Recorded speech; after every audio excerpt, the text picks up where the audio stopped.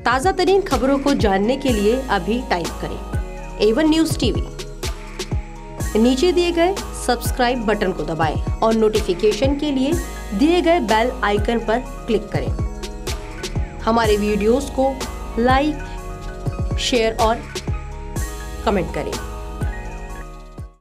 नमस्कार, मैं हूं Megha Verma. A1 news TV में आपका स्वागत है। बुलेटिन का रुख करते हैं कुछ खास खबरों के साथ। भारतीय जनता पार्टी ने लोकसभा चुनावों के लिए उम्मीदवारों की तीसरी लिस्ट जारी कर दी है। इस लिस्ट में 36 उम्मीदवारों के नाम हैं। आंध्र प्रदेश की 23, महाराष्ट्र की 6, ओडिशा की 5, मेघालय की 1 और असम की 1 सीट पर उम्मीदवार घोषित किए गए हैं। संबित पात्रा को ओडिशा के पुरी से टिकट दिया गया है। आपको बता दें, कुल 220 उम्मीदवारों के नामों का ऐलान किया जा चुका है। बिहार में एनडीए ने अपने प्रत्याशियों की लिस्ट जारी कर दी है। बिहार में बीजेपी, जनता दल यूनाइटेड और लोक जनशक्ति पार्टी ने 39 प्रत्याशियों की लिस्ट जारी की है। इस बार गिरिराज सिंह को बेगूसराय से मैदान में उतारा गया है। आपको बता दें, इस बार प्रवक्ता शाहनवाज हुसैन का टिकट कट गया है। एनडीए ने किशनगंज सीट से महमूद अशरफ को टिकट दिया है। प्रधानमंत्री नरेंद्र मोदी ने दिवंगत राजनेता डॉक्टर राम मनोहर लोहिया की जयंती पर उन्हें याद करते हुए कांग्रेस और समाजवादी दलों पर निशाना साधा है। उन्होंने ट्वीट करते हुए लिखा, दुर्भाग्य की बात है कि राजनीति में आज ऐसे घटनाक्रम सामने आ रहे हैं जिन्हें देखकर डॉक्टर लोहिया भी विचलित, व्यथित हो जाते। वे दिल जो डॉक्टर लोहिया को अपना आदर्श बताते हुए नहीं थकते। उन्होंने पूरी तरह से उनके सिद्धांतों को तिलांजलि दे दी है। यहाँ तक कि ये दल डॉक्टर लोहिया को अपमानित करने का कोई भी मौका नहीं छोड़ते। आज बीजेपी मुख्यालय में अमित शाह ने एक प्रेस कॉन्फ्रेंस में कांग्रेस पर हमला बोला है। शाह ने कहा, देश जब आम चुनाव की ओर तेजी से बढ़ रहा है और देश के मतदाताओं में राष्ट्र सुरक्षा का मुद्दा अहम बना हुआ है, ऐसे समय में जो कल कांग्रेस के विदेशी मामलों के प्रभारी सैम पित्रोदा का बयान आया, वो बहुत दुर्भाग्यपूर्ण है। मैं कांग्रेस अध्यक्ष से मांग करता हूं कि आप सैम पित्रोदा के बयान पर देश से, शहीदों के परिवार से और देश के वीर सैनिकों से माफी मांगिए। शहीद दिवस के मौके पर कांग्रेस का एक ट्वीट खूब वायरल हो रहा है। इस ट्वीट में शहीद भगत सिंह, राजगुरु और सुखदेव को फांसी देने की तारीख गलत लिखी है। कांग्रेस ने अपने ट्वीट में लिखा, इन तीनों क्रांतिकारियों को 24 मार्च को फांसी दी गई, जबकि 23 मार्च को फांसी दी गई थी। हालांकि ट्विटर पर फजीहत होने के बाद अब ट्वीट को हटा लिया गया है। इसके बाद से कांग्रेस को सोशल मीडिया पर ट्रोल होना पड़ा।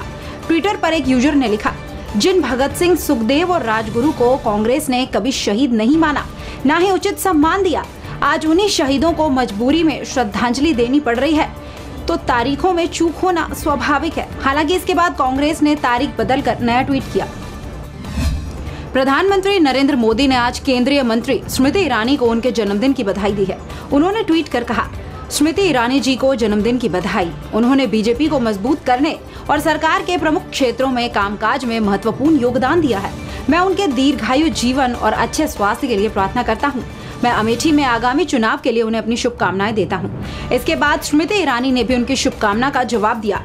स्मृति ने प्रधानमंत्री के ट्वीट को रीट्वीट कर कहा, आपका बहुत आभार सर, अमेठी तैयार, फिर एक बार मोदी सरकार।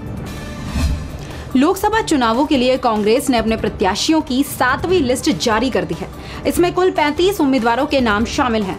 खास बात यह है कि नई सूची में यूपी में कांग्रेस के कद्दावर नेता राज बब्बर की सीट बदल दी गई है। अब वो मुरादाबाद की जगह फतेहपुर सीकरी से चुनाव लड़ेंगे। इस लिस्ट में छत्तीसगढ़ की 4, जम्मू कश्मीर की 3, ओडिशा की 2, तमिलनाडु की 8, त्रिपुरा की 2, महाराष्ट्र की 5, तेलंगाना की 1, उत्तर प्रदेश की 9 और पुदुचेरी की 1 सीट शामिल है। गुरुग्राम में होली के मौके पर क्रिकेट खेल रहे मुस्लिम परिवार को उनके घर में घुसकर मारने का मामला सामने आया है। घटना गुरुग्राम के भोंडसी की है। बताया जा रहा है, पहले उनके साथ मारपीट की गई, उन्हें पाकिस्तान जाने को कहा गया। इसके बाद भीड़ आई और सबने मिलकर लाठी डंडों से परिवार के लोगों को मारा। हालांकि पुलिस ने महेश नाम के एक आरोपी को पकड़ा है, जिससे पूछताछ की जा रही है। तमिलनाडु में निर्दलीय प्रत्याशी ने चुनाव जीतने के बाद मुफ्त शराब देने का वादा किया है। 55 साल के शेख दाऊद ने ऐलान किया है, अगर वो चुनाव जीतते हैं तो अपने इलाके में हर घर में 10 लीटर शराब मुफ्त में देंगे।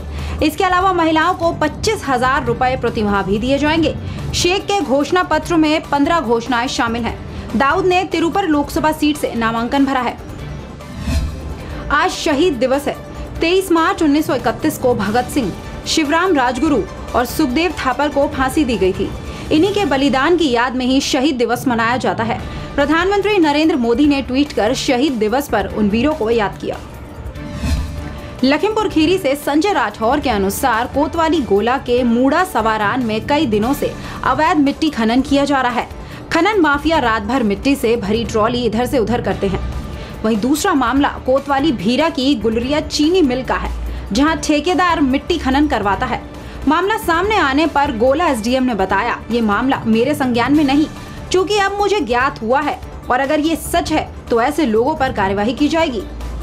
काम कहाँ हो रहा है इसकी कोई हमारे पास शिकायत अभी आई नहीं है। जैसे कोई शिकायत इससे आती है उसको तत्काल संज्ञान लेते हुए हमारी जो रेवेन्यू टीम है और हमारी पुलिस टीम साथ में वहाँ मौके पर जाकर के जो भी इस तरह जो भी अवैध खनन जो काम करने वाले लोग हैं उनके खिलाफ भी कड़ी इसमें कार्रवाई होती है और ये 100% ये इंश्योर हो, ये हमारी पुलिस।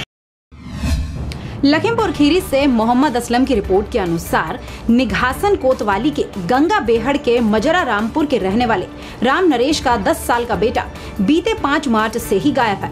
काफी खोजबीन करने के बाद 6 मार्च को दादा ने अपने पोते के गायब होने की सूचना पुलिस को दी। शुरुआती जांच के बाद पुलिस के हाथ कुछ नहीं लगा। पुलिस की माने तो अब बच्चे की खोज के लिए सर्विलांस का सहारा लिया जा रहा है। वास्तव में ये रोड घेराव का कोई मामला नहीं था। जैसे कि मैंने कल भी बताया था, एक बच्चा घनश्याम जिसके पिताजी का नाम राम नरेश है, रामपुर का 5 तारीख को हुआ था, जिसका शव कल दोपहर बाद गांव के एक तालाब में पड़ा हुआ मिला था। बदनामा भर के पोस्टमार्टम के लिए भेजा गया था। आज वो लोग अपनी इस बात को कहने के लिए आ रहे थे, जो अभियुक्त हैं उनकी जल्दी से जल्दी गिरफ्तारी की जाए।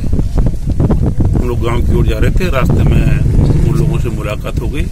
उनसे बताया गया जिस चीज को आप थाने में कहने जा रहे हैं, थाने के सारे लोग, सारे अधिकारी कर्मचारी यही मुझे अपनी बात को इस पर रखी है। उन्होंने ट्वीट को रखा और उनको आश्वस्त किया गया कि शीघ्र ही दोषियों को गिरफ्तार कर जेल भेजा जाएगा। वो इस बात से आश्वस्त हुए हैं और हम भी वादा पूरा करेंगे और शीघ्र से शीघ्र जो भी दोषी हैं उनको गिरफ्तार करके जेल भेजेंगे।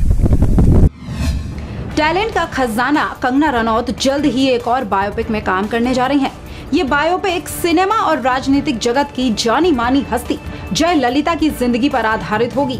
कल रात ट्रेड एनालिस्ट तरन आदर्श ने अपने सोशल मीडिया अकाउंट से इस बात का ऐलान किया।